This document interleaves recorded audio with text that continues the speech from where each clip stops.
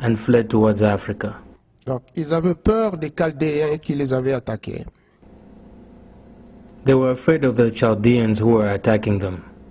Nous lisons ces textes dans 2 Rois au chapitre 25, verset 26, et dans Jérémie au chapitre 37, verset 8. We find this text in 2 Kings 25, verse 26, and Jeremiah 37, verse 8.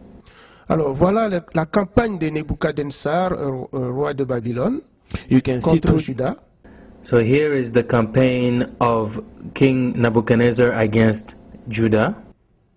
Alors, Nebuchadnezzar est parti du nord aussi. Nebuchadnezzar also left from the north, came from the north. Donc, il est parti de là. Donc, là où vous voyez la flèche jaune. So he left from this area, coming down this way, where you can see the yellow arrow. Il est descendu He was a north towards the south direction jusqu'à Jérusalem. until Jerusalem, Et le peuple est descendu directement en Égypte. and the people fled towards Egypt. C'était en 598. This took place in 598 BC. Et la classe de l'élite a été déportée à Babylone. What happened during this time was that the elites were deported and taken towards Babylon. Donc voilà la flèche qui nous montre quelle direction ils avaient pris jusqu'à atteindre Babylone. So you can see here the arrow that is showing the route that they took in order to reach Babylon. Après, il y a eu le deuxième retour de Juda en Afrique. Following this, there was also the second return of Judah towards Africa.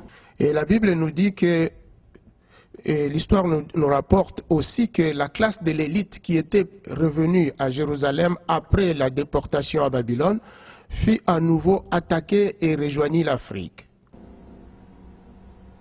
History records that the elite class that returned to Jerusalem after their deportation to Babylon was once again attacked, and they fled towards Africa. Donc c'est Jérémie qui nous rapporte cet événement dans Jérémie au chapitre 43, versets 5 et 6. This you will find in Jeremiah chapter 43, verse 5 and 6.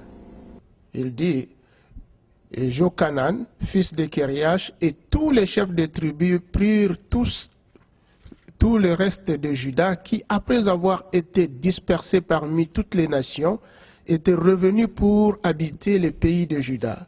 Les hommes, les femmes, les enfants, les filles du roi et toutes les personnes que Nebuchadnezzar, chef des gardes, avait laissées, et avec Guédalia et aussi Jérémie le prophète et Baruch, ils allèrent en Égypte car ils n'obéirent pas à la voix de l'Éternel et arrivèrent à Takpanès.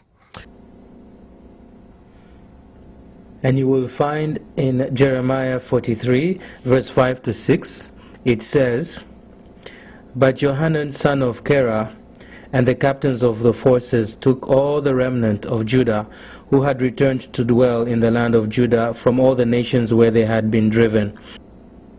Men, women, children, the king's daughters, and every person whom Nebuzaradan, the captain of the guard, had left with Gedaliah son of Ahikam, the son of Shaphan, and Jeremiah the prophet, and Baruch, the son of Neriah.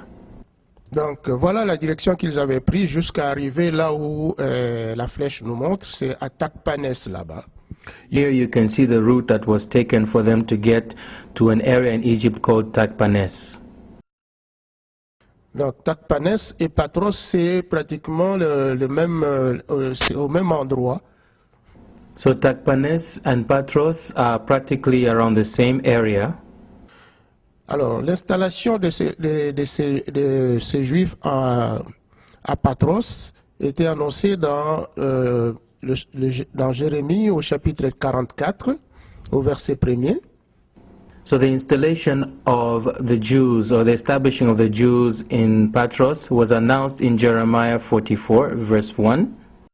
La parole de l'Éternel fut adressée à Jérémie sur tous les Juifs demeurant en Afrique, donc en Égypte, demeurant à Migdol, à Takpanès, à Noph et au pays des Patros.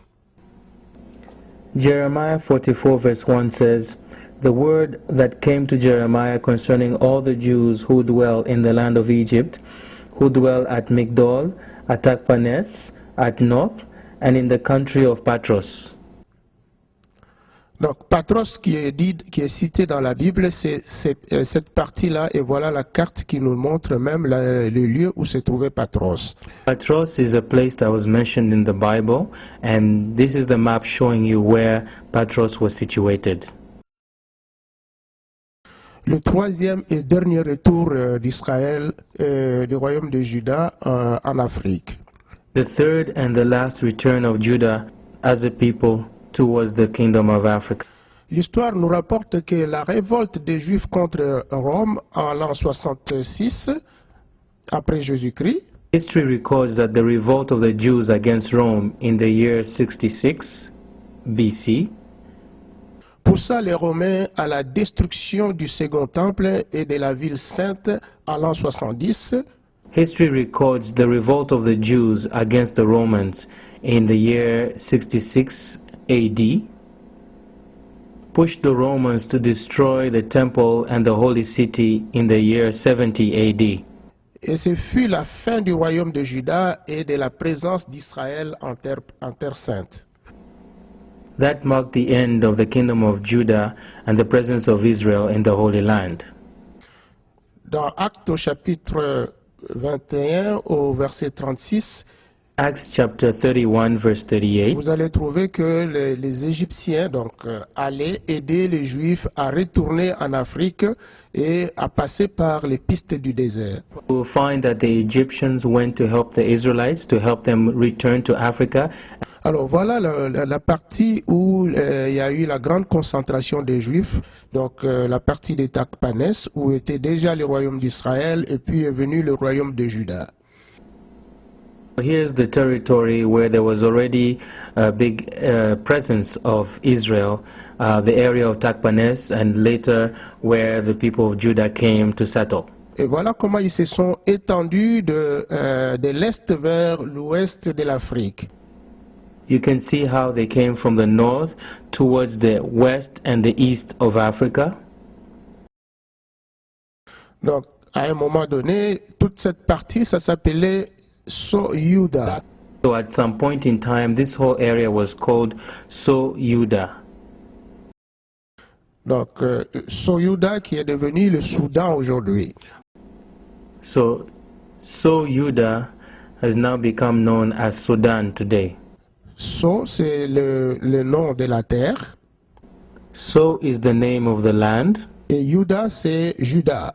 Judah is Judah.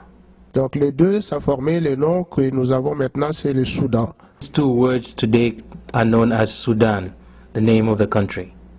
Et à un moment de l'histoire, on se souviendra que pendant l'occupation européenne, il y a eu un Soudan français et un Soudan anglais. Donc l'ouest de l'Afrique était occupé par le français et l'est de l'Afrique était occupé par les Anglais. History, Sudan was divided into two. There was the French Sudan and the English Sudan. So the French Sudan was occupied by French, and English Sudan was occupied by the